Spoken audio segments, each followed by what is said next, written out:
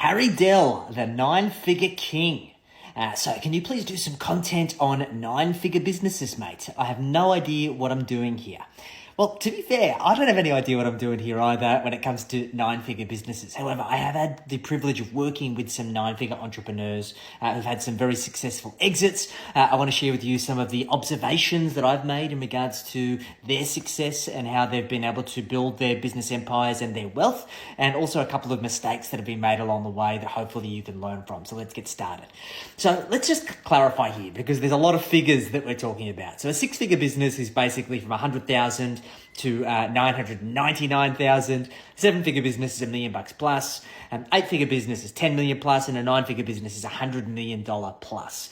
So these are some pretty substantial sized businesses. And what we realize is that businesses that are doing nine figures, the people who own those businesses are basically in one of two positions. They are the CEO of that business, and therefore they're focusing on strategy, the operations of charging forwards, or they are advisors to that business. They take a seat on the board, whether it be a chairperson position or whether it be other types of advisory seats, because the business is currently under management. Now, for the clients that I've worked with, they were the CEO of the business.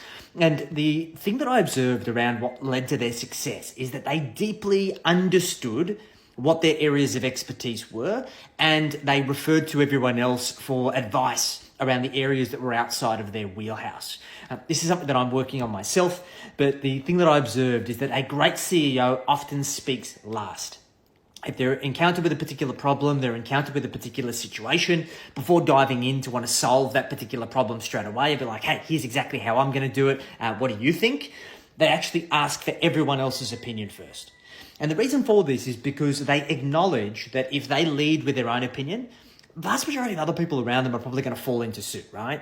Or they're not going to share their ideas that otherwise could have been game-changing for them, and ultimately they wanted to get that perspective before they jumped in. So they are very good listeners, and they are very good facilitators, and they try their very best to bring the best out of the people around them. The second thing is they focus on an inch wide and a mile deep. This is another mistake that I've made myself, which has definitely got in the way of our scale in our business, is that they focus on their area of competency, whether it be marketing, whether it be operations, whether it be strategic partnerships, whether it be product creation, whatever it might be. And they obsess over that particular area of excellence.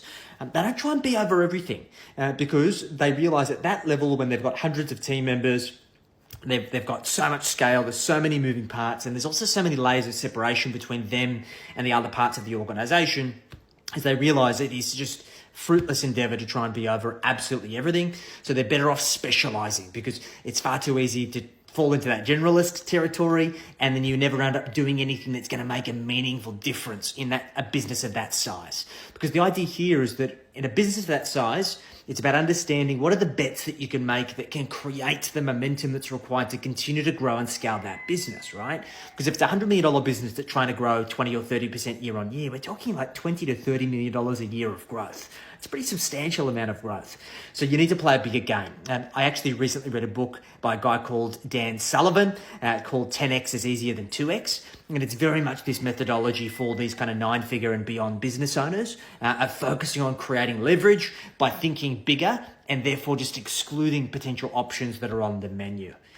And the last thing is that they understand the numbers intrinsically in their business. They obsess over not a lot of numbers, but they have identified the core and most important needle-moving numbers in their business that allow them to make the biggest difference.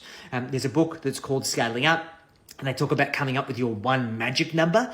What is the number over a constant that can be assessed and used to objectively evaluate, or as best as you possibly can, whether you're doing the right thing? So for example, it might be how many clients do we have per full-time employee? What is the amount of profit we have per full-time employee? Whatever the number may be, they obsess over a particular core metric or a handful of core metrics in order to continue to grow and scale. So a lot of this is advice that I need to continue to take, and I'm trying to implement myself. Harry Dell, I hope this helps you surpass nine figures. Definitely really interesting for me to observe these highly successful people of how the other half lives. Wish you all the best.